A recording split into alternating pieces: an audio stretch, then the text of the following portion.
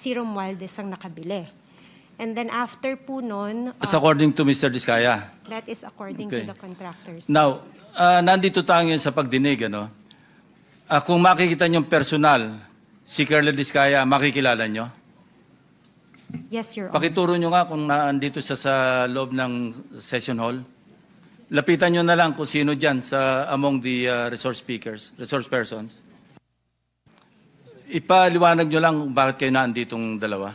Kayo na yung magkwento. Sige.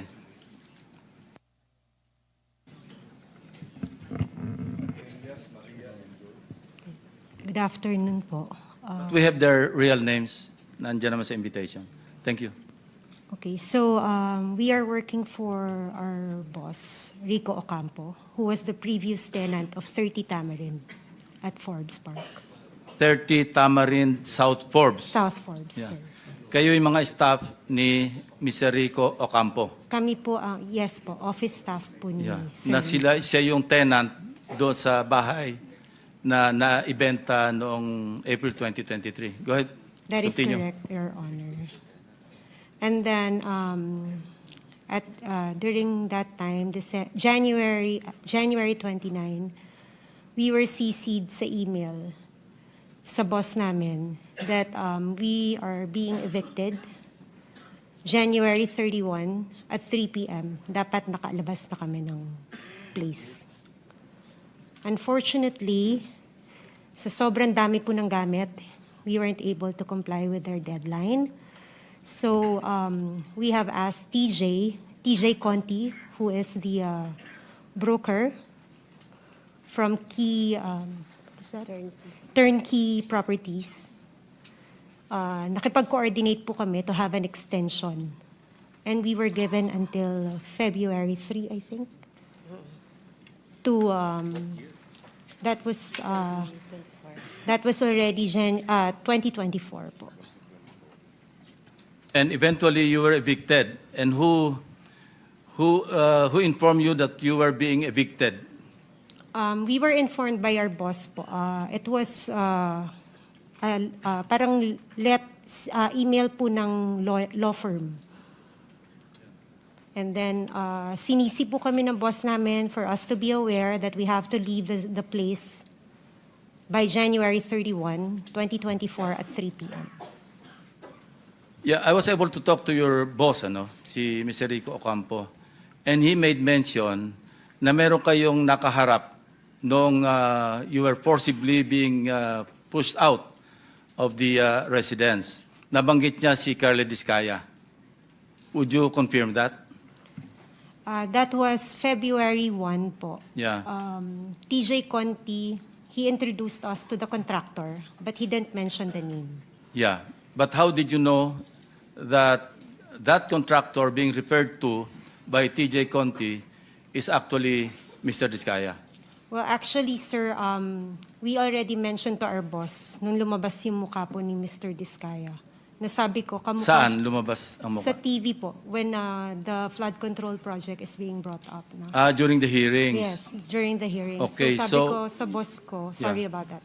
Sabi ko po sa boss ko, tsaka sa colleague ko, tingnan nyo nga, ma'am, tingnan mo pong maigi itong mukha na to. Hindi ba ito yung contractor na pinakilala sa atin ni TJ Conti? And then we both agreed na siya nga. And he was physically there. He was physically there. How long did you talk to Mr. Diskaya? It's less than 5 minutes po, pero kasi natandaan namin siya because he was the one manning the people na sinabihan pa na tulungan kami para mapabilis yung pag-move out namin. Kindly narrate the conversation that took place between you and Mr. Diskaya at that point in time. Okay. During February 1 po, it was just a short introduction by TJ Conti. He mentioned that he is the contractor. And then February 2, medyo nagtagal po kasi nakiusap na nga kami na we really cannot matanggal lahat ng mga gamit dahil sa sobrang dami.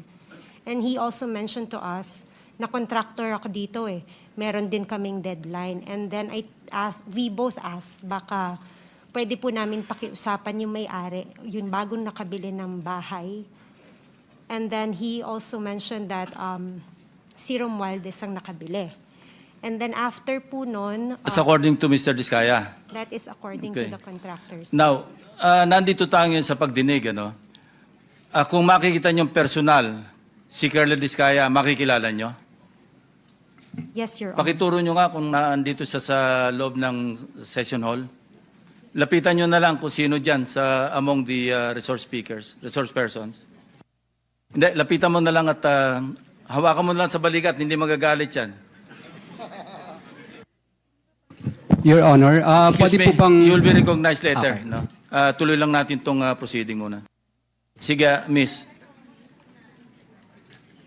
Pareho kayo na ina-identify nyo na siya mismo yung kaharap ninyo na sinasabing ang may-ari ng bahay, si Speaker Romualdez, at kailangang umalis na kayo? Kindly answer, use the microphone.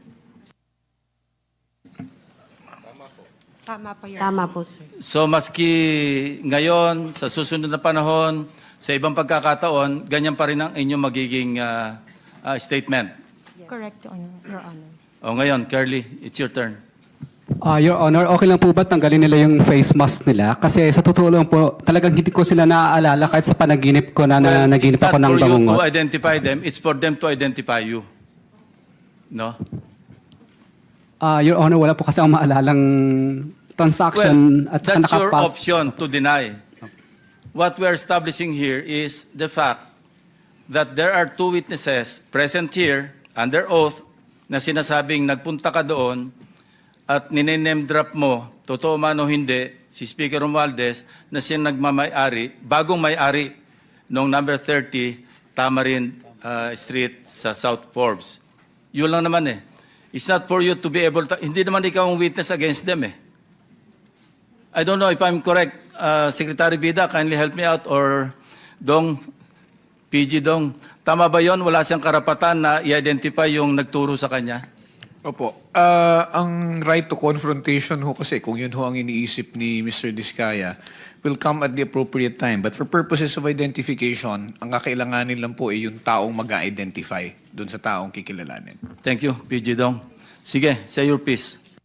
Your Honor, gusto ko po sanang ma-identify po muna yung dalawang nagtuturo sa akin kasi kahit ni minsan po, hindi pa po ako nakakapasok sa South Forbes Park. Hindi ko pa nga alam kung ano mga uri ng mga bahay meron doon.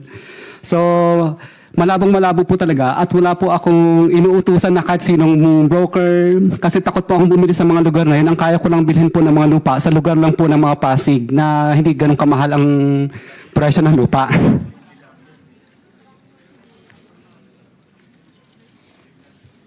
Ikaw naman sasabing bumili ka eh. Hindi naman yan sinasabi, ikaw ang bumili. Anyway, that's it, ano?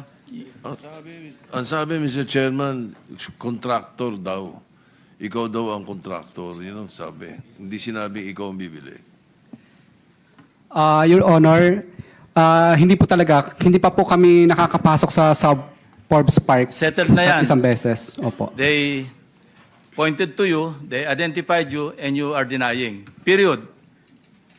Mr. Chair, follow-up question. Yes, Senator Risa. Salamat, Mr. Chair.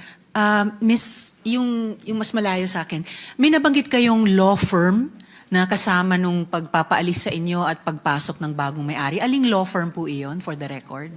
Let me just check po my email, Your Honor.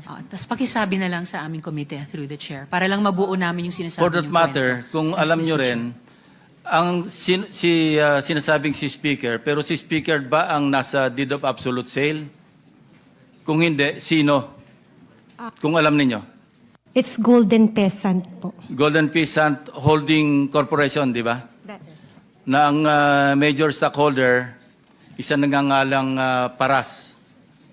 Hindi ko lang po sigurado. Yes. But for the law firm, it's Ocampo Manalo Valdez Lim.